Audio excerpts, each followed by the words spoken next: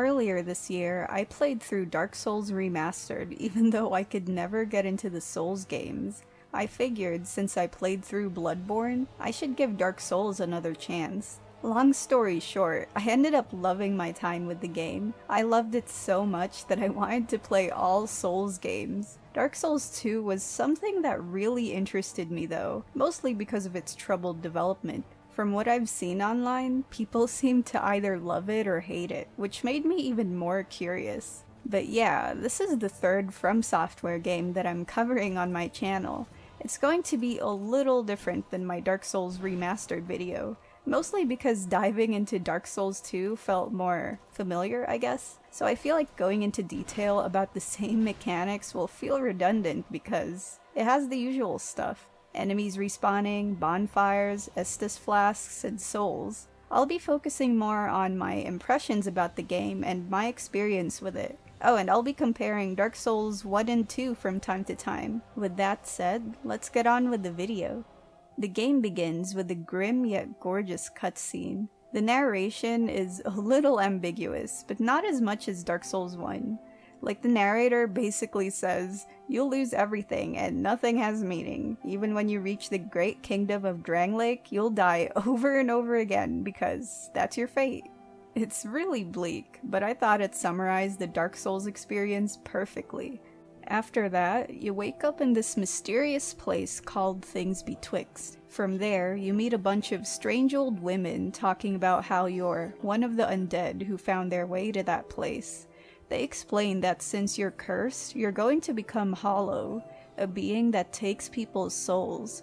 You basically learn that your character is trying to find a cure for their curse. The character creation screen starts after that, so you can go through a bunch of sliders to make your character look as beautiful or as ugly as you want. The model looks better than the previous game, but I still think it's hard to make a decent looking character. For my starting class, I picked Explorer just because it gives me a bunch of items to start with. After creating your character, you go through a tutorial area that teaches you the game's basic mechanics. The rest of the story is cryptic as usual, with lore scattered in NPC dialogue, item descriptions, and the world. There is one thing that I found really interesting about Dark Souls 2 though. It felt livelier. I mean, it does take place in a world where there's barely any hope left, but I was just surprised to meet so many different NPCs. It felt like I was always bumping into someone every time I explored a new area for the first time. I had fun progressing through their quest lines though, but it did make it harder to keep track of who everyone was. There's the cool glowing sword guy, Lucatil, and then there's I've only one thing to provide, and we both know what that is. the ponytail lady who sells stones. It was nice to meet so many different NPCs, and I loved seeing familiar faces in Majula too. Like, Majula's up there as one of my favorite hub worlds in gaming. The music, ambience, and the view, it's something else. It didn't just feel like an area that I had to go to every time I needed to level up or talk to merchants. It felt like home. Every time I teleported back there, I instantly felt safe and comfortable. As for the world overall of Dark Souls 2, it's pretty massive. Yeah, it's linear, but it has a number of branching paths with all kinds of items and other surprises to find. Just like the other Soulsborne titles, the online features made me feel connected to other players throughout my playthrough. Reading tips from their messages, seeing other players' phantoms, and watching bloodstains made my time in the game so much more fun. At least in the later parts of my experience. The servers for all of the Souls games were still offline when I started playing, so I couldn't see all the notes and phantoms in the early areas. It all started with some server issues at the start of 2022, but I won't be going into that. I'll be talking more about the online aspects of the game though, later on. So when I was starting my playthrough, I was kind of expecting Dark Souls 2 to have a similar vibe to Dark Souls 1. And it did, of course, but at the same time, it was different. The first game felt like a dark, dreamy adventure in a dying world. The world in Dark Souls 2 is already dead, yet it somehow felt peaceful. Like, even with everything constantly trying to kill me, Most areas were quite relaxing to play through, except Iron Keep. That was hell.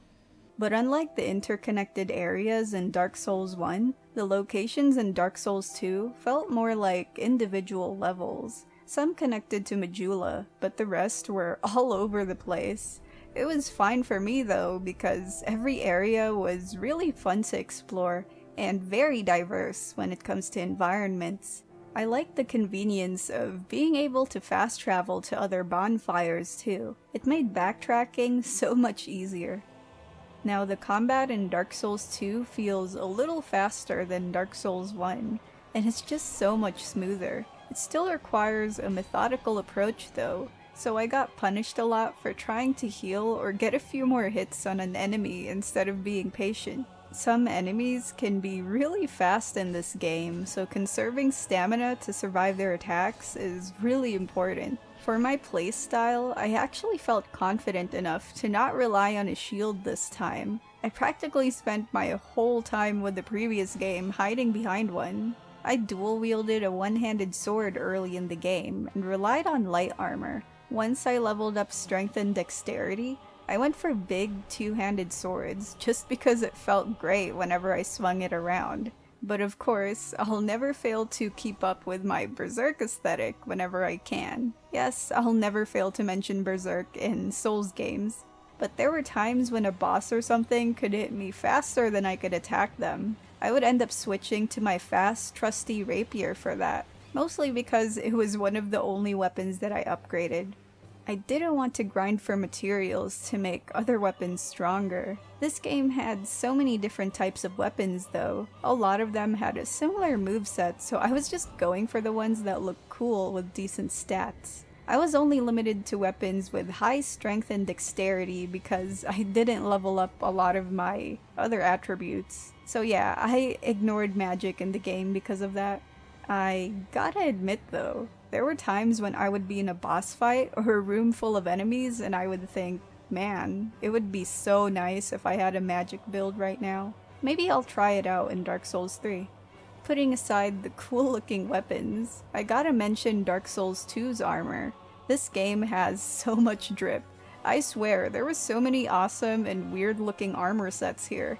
It was nice to see which one would fit my build too towards the end of the game. But enough about appearances. There's an armor set for every situation. It's not just for improving your defenses and elemental resistances in combat. Some can boost things like the probability of items dropping from enemies.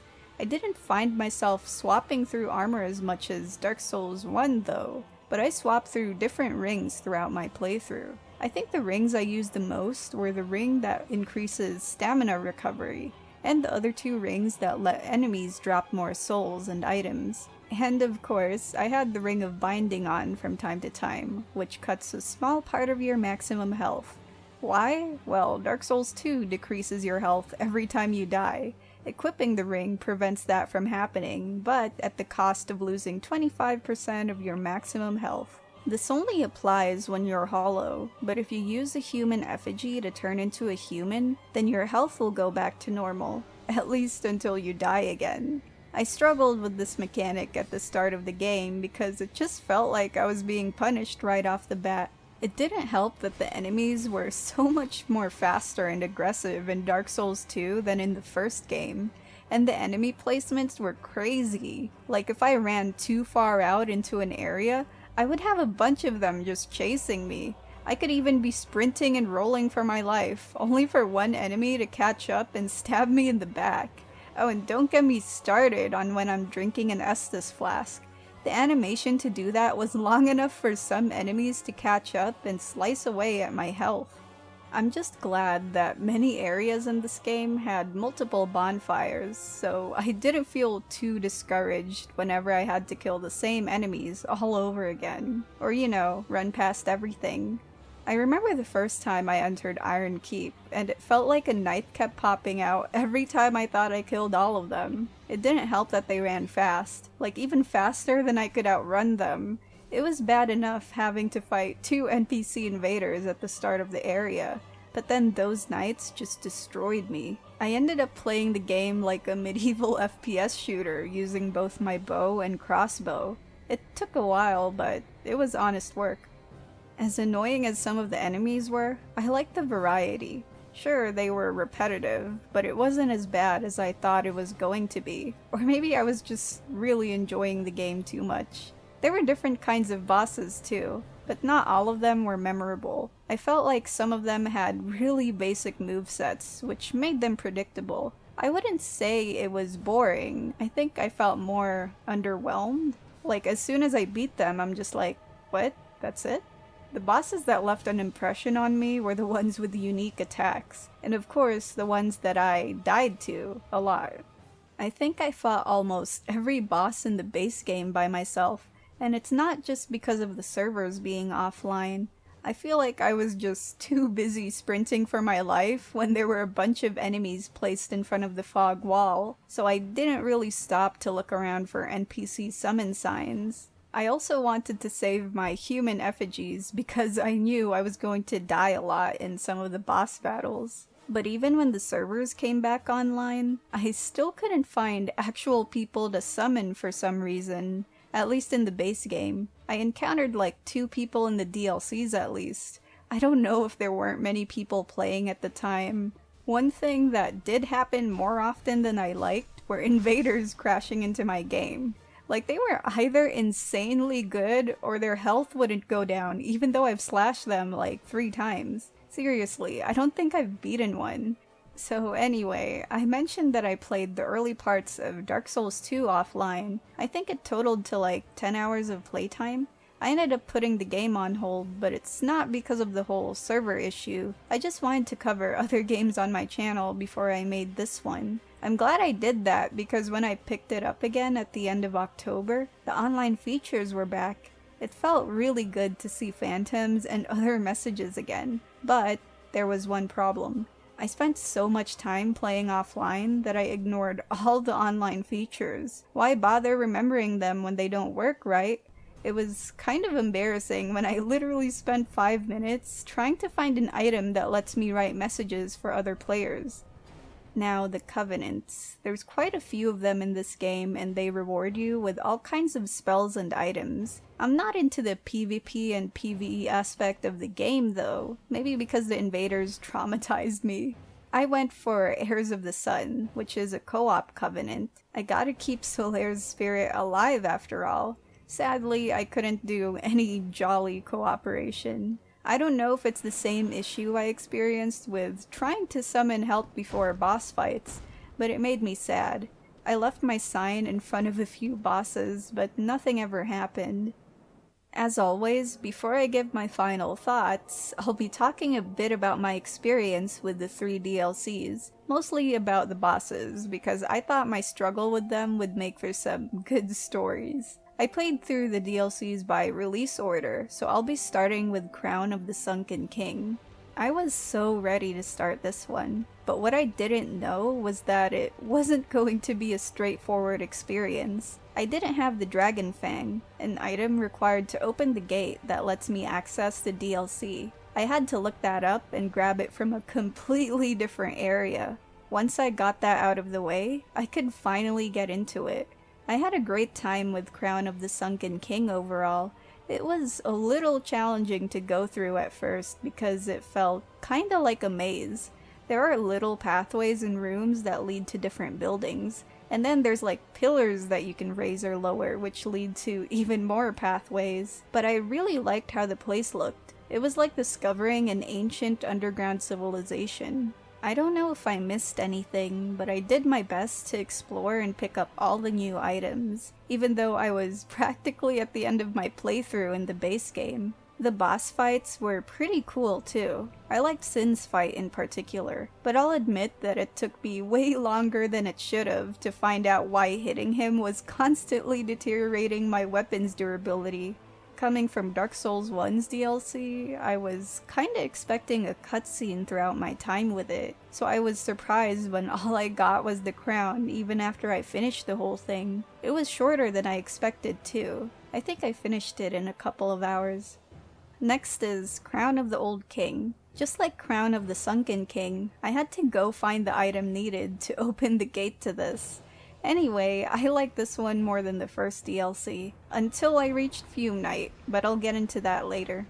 I thought that Broom Tower looked really cool with its giant chains and machinery. I mostly liked the outdoor areas for the view, but what I liked about the interior is the interconnected level design. I think it was more maze-like than the previous DLC, since there are many shortcuts and rooms to discover. So yeah, I spent a lot of time just going around and seeing what I could find. But I think most of my playtime went to fighting the boss, Fume Knight. He was the hardest Dark Souls 2 boss for me, harder than anyone else in the main game. Like, I could feel my sanity slipping away every time I fought him. I tried so many different strategies, but he would always get me in his second phase. Oh yeah, I actually managed to summon a real player for the first time in this fight. We still died, but I felt a little better knowing that someone tried helping. I had to save my human effigies at this point, so I went back to soloing him. It took a good night's rest, but when I finally beat him, I felt like I was on top of the world, until I found out about the optional boss. I'll probably go back to this guy one day. Now the final DLC, Crown of the Ivory King. Luckily, I had the item required to unlock the gate this time, so that made things easier. But yeah, exploring the snowy landscape in this one made for a different experience. Crown of the Ivory King is also when I realized that all 3 DLCs have the same kind of level design, interconnected and maze-like. One thing that I like about this one is how it gave me this impression that I'll be done with it after I reach a certain point, but it turns out previously inaccessible places unlock. So yeah, I feel like this is the DLC that I spent the most time in, but that's only if the time I spent fighting Fume Knight isn't counted. The enemies and bosses in this one were a blast, and just like the previous DLCs, the final boss was the highlight for me. I had a hard time fighting him though, because his tanky minions kept spawning. I eventually summoned help when I noticed that another player's sign was on the ground. Shout out to that person, by the way. They did an amazing job, even though they probably knew that I was missing some things. I didn't know at the time that backtracking before going into the boss fight would make it easier. I only realized it when I stopped charging in and noticed that there was only one knight among 4 chairs around the boss's fog wall. After I finished exploring, I gave it a couple more tries with an NPC summon, and I finally did it. Overall, Dark Souls 2: Scholar of the First Sin was an incredible adventure, and I loved all 3 DLCs. It took me more than 40 hours to beat the base game. As for the DLCs, I'm not sure how long each one took me, but I know my playtime shot to 60 hours by the time I completed all of them. Now that I'm done with this, I'll be sure to go through Dark Souls 3 in the near future. It'll be exciting to see how different that game is as well, and it'll mark the end of my journey through the Dark Souls series. It won't be the end of my From Software coverage though, so feel free to stick around on my channel if you want to see that. Let me know what you thought about the video, and thank you to my patrons at Patreon for supporting my channel. I actually played Elden Ring earlier this year, and I feel like Dark Souls 2 has a few similarities to that along with Bloodborne. Like the Skeletal Lord's boss instantly reminded me of Bloodborne's Shadows of Yharnam fight. Now, I can't pinpoint what's exactly similar to Elden Ring, but I guess it's the scale of the game, and things like boss repetition. Basically, Dark Souls 2 turned out to be so much more interesting because of that. It was like I was witnessing some of the early design choices of those games, like before they were refined in the newer titles. But anyway, this video is long enough. That's all I have to say. Thanks for watching, and I'll see you in the next video.